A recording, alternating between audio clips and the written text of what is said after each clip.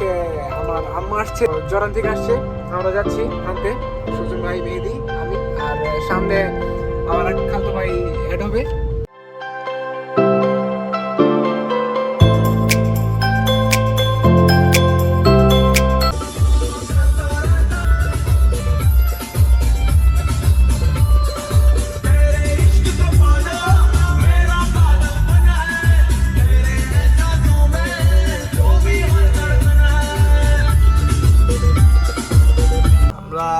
এখন জ্যামে পড়ে গেলাম আউটপাড়ার ভিতরে।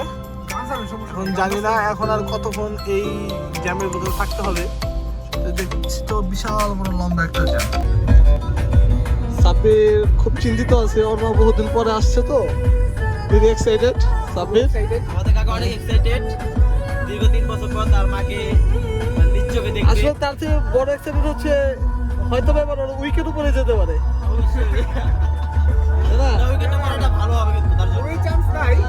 না, উইকেট পড়ার সম্ভাবনা খুব বেশি, কারণ আমরা আছি তো বলার। অবশ্যই উইকেটটা পড়বে ইনশাআল্লাহ। মেহেদি মুস্তাফিজের মতন একটা কাটার বাইরো উইকেট অবশ্যই পড়বো। হ্যাঁ, ওকে। দিকে বোঝানোর দায়িত্ব আমার।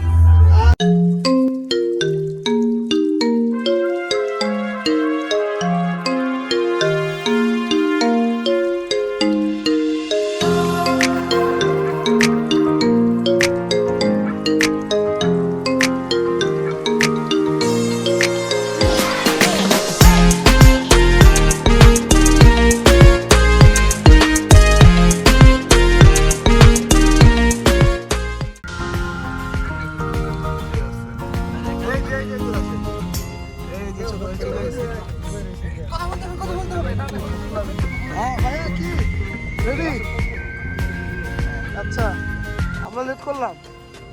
আচ্ছা, ওকে। আমি ভাবছি তুই বোট ক্লাবে গেছিস পরিমণের সাথে দেখা করতে।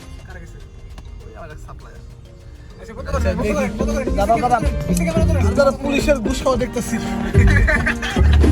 তো গাইস, আমরা এখন উত্তরা এসে পড়ছি, আর এয়ারপোর্ট যেতে অল্প কিছু সময় লাগবে। আর আমরা এখনো ফোন দেই নাই, ফোন দিলে অবশ্যই বুঝতে পারবো যে আর কতক্ষণ সময় লাগবে।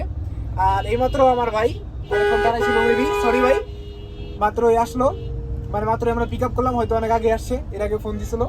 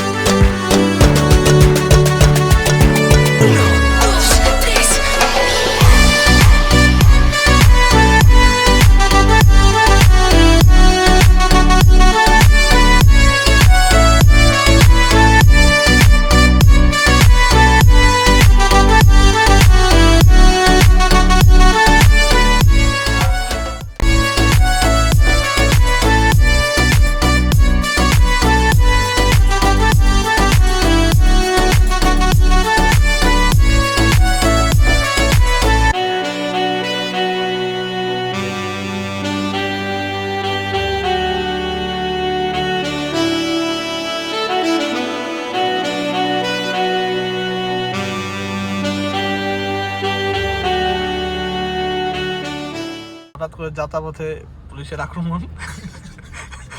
হ্যাঁ, আমাদের চেকিং চলতেছে, ড্রাইভার চলে গেছে। যাই হোক, পুলিশ ভাই চেহারা দেখে মনে একটু রাগান্বিত।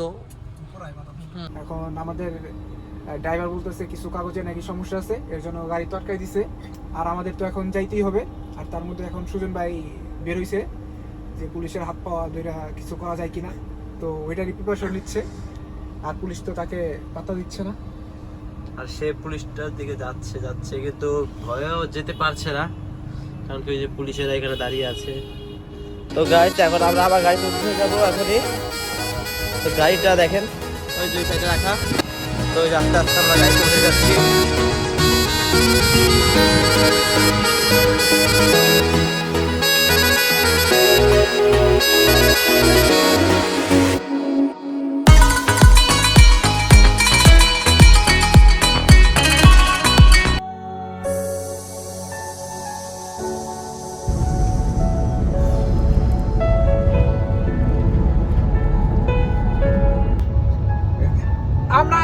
জ্যামের ভিতরে পড়ছিলাম, আবার পুলিশ ধরছিল গাড়ি লেগে লেট হয়ে গেছে গা। আইতাছি মা আইতাছি, একটু ভিতরেই থাকো।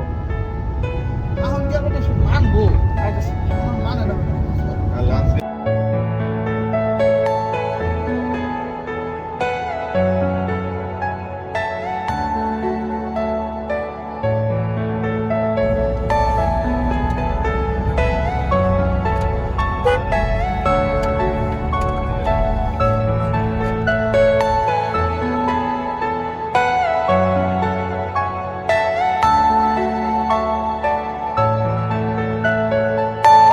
Are you all my personal dreams?